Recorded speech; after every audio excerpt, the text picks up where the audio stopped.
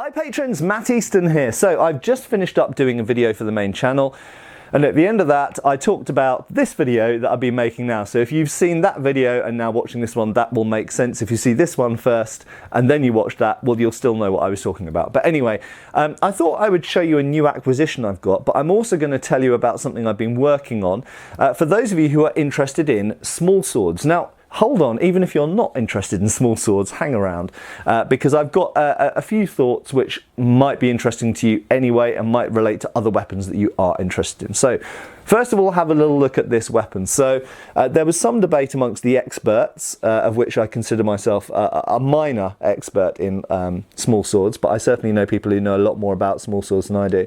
This is silver hilted, but it doesn't have hallmarks. Now, the style of this hilt does kind of, to me anyway, look English, and other people did tend to agree with me. But it doesn't have a hallmark on it, but clearly is made of silver or something, certainly a silver alloy. So the question is it English? Well, the style of it does look quite English, but it could also look German potentially, Northern German in particular. So possibly this is a non-hallmarked German hilt, because the German hilts weren't hallmarked until later. This is a relatively early example, probably dates to, you notice it's Kolishmad, but I'll talk about the blade in a second, probably dates to about 1710, 1720, which is pretty damn old when you think about it, isn't it? What, 300 years? So amazing, amazing, beautiful thing. I picked this up at the Kempton Park arms fair, I was going to call it, arms and military affair. I can't remember what the official name of it is, but on the Eastern Antique Arms Facebook page I posted links to it there, so you can find out a little bit more about the fair, and it's going to be monthly for the next few months, so if you're in the southeast of England, definitely pay that a visit. I got this sword off another dealer, very, very happy with it. It's interesting to me in a number of ways. First of all, silver hilted, English style hilt. The blade is definitely continental. It's definitely not an English blade. I would say the blade is probably French, but it could be German. So it could be an entirely German small sword. Now, one of the things that particularly caught my eye about it, apart from the silver hilt, and I quite like the, let's just have a little look at the close-up of the hilt, the kind of simplicity of the hilt, actually, the simplicity of lines. There's no fussiness about it, but it is very clearly high quality. So the fact that it was silver, the fact that I quite like the lines of it, but also the blade. I love a Kolishmad blade, and I've talked quite a bit about Kolishmad blades on the public channel in the past. They are broad at the base, and then they're like a normal, well, kind of thick épée blade, basically, small sword blade for the rest of the blade. But apart from the fact that it was a relatively beefy and wide Kolishmad blade, what attracted me was the length. And this is actually a 33-inch blade, which is fairly long for a small sword. So I have other Kolishmads, and none of them have ever been this long. The other Kolishmad I currently have in my collection is only about a 31-inch blade. Obviously, for dueling purposes, doesn't necessarily matter how long your blade is, so long as it's not much shorter than the opponent's. But from a self-defense point of view, and these were worn as everyday swords and used in self-defense, if you're fighting against someone with a backsword or a broadsword or a hanger, then having a bit of extra reach, certainly for someone of my height by 18th century standards, is nice. Having a 33-inch blade, certainly I'd be happy with that. I'd be happy even with a bit more, actually. So that was nice. But there are a few other details of the hilt as well. It's quite a small shell guard, and the knuckle bow, you'll notice, is very, very close to the grip. And I was actually thinking about this, and I was thinking, just a passing thought, not necessarily something for a public video, but something to share with you guys. I don't know if you've ever thought about it, but a lot of the time the knuckle bow guards on these small swords are literally too close to the grip for you to be able to grip it like that. Now, I can just about get my hand through, but that's of course because you never grip them like that. The way you actually grip the small sword is like a foil, like this. So all that actually comes underneath this bar is just the end of your fingers. So actually that's absolutely fine. The end of your fingers is just enough. Your index finger rests on the front finger ring, it doesn't go through the finger ring, and your thumb usually rests on this central block here. So gripping the sword like that, you've got just enough hilt, and having your hand down by the bottom of the knuckle bow there gives you an extra point of leverage, for example, for doing circular parries like that. So altogether, it's just a very nice, very, very nice sword. Now, in terms of the Kolishmad, I was thinking again, do I want to revise my videos I've done about this? Because a lot of people say that this is very broad at the base for parrying heavier weapons, so parrying something like a backsword or a broadsword.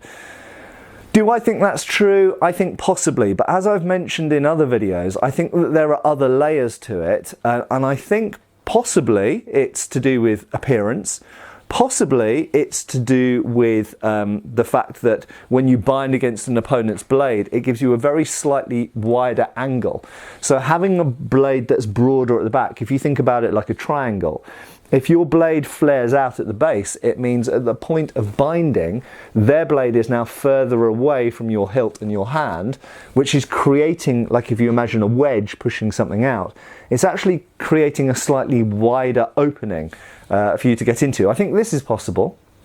I think there's perhaps some perception of strength and that kind of thing. It could just be a bit of a marketing thing. But I did think about one other thing, which I don't necessarily think that I don't remember ever thinking before.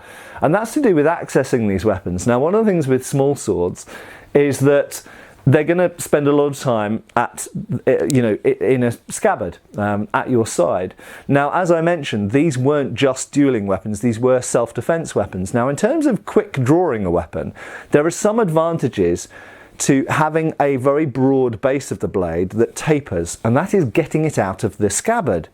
The simple fact is that if you have a blade which is the same width all the way along, if it's the same thickness as well, or very similar thickness, then it's more likely to bind on the scabbard as you're trying to get it out. If any damp got in there and it rusted, but even if it didn't, even if it was just in against the wood of the scabbard, when you're pulling it out, when it gets thinner quite quickly, it means that anything that binds up here immediately comes away from the side of the blade, and you can get it out very, very quickly.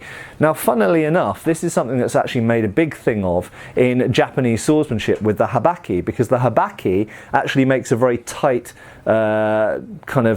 junction between the sword and the saya, or the sheath, the scabbard, and actually you want a habaki which is has enough friction that it means that the sword is not going to fall out easily, but you don't want so much friction that when you try and pull the sword out, it's really difficult to get it out. But one of the beauties of the habaki is because it's wider than the blade, once you've got the habaki out, it means the rest of the blade comes out very quickly and easily because the blade isn't against the inside of the saya or scabbard. So anyway, you can see where I'm going with that. Possibly, and I'm not saying that's necessarily the case, but it's something I've never thought about before as a possible reason why kulishmad might be a good thing. If you have this drastically tapering blade, it means it's less likely to get caught up in a quick self-defense drawing situation of getting the sword out. Right, final thing to mention, I said about something I've been working on. So I'm actually working with a sword maker who I've worked with before, you might be able to guess who that is, on some new products at the moment, some new swords. And one of those things I'm working on are some practice small sword hilts. Now, these do exist from other companies, but we've used a few of them from different companies and not really been happy with any of them. So the prototypes have yet to get to me, but I am hopeful that we will have some nice steel small sword hilt parts which are completely compatible and go straight onto an Olympic épée blade. And épée blades functionally work great as small sword simulators. Small sword is getting more and more popular in HEMA.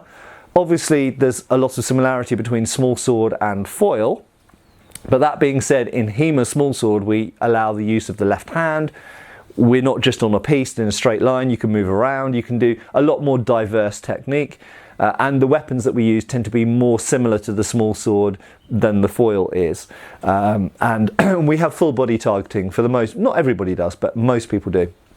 So you can thrust people in the arm or the leg or whatever you like. But to me, anyway, the main difference is being able to use the left hand because certainly in quite a lot of English treatises using the small sword, the left hand is actually used in defence quite a lot at the same time as using your sword. So anyway, I'm working on as well as the various other things I'm working on hopefully some HEMA Smallsword hilts that can go straight onto epee blades. Anyway, I hope this has been interesting. As always, very interested to read your comments, and I will see you really soon back on Patreon again, and of course on the public channel. Cheers folks.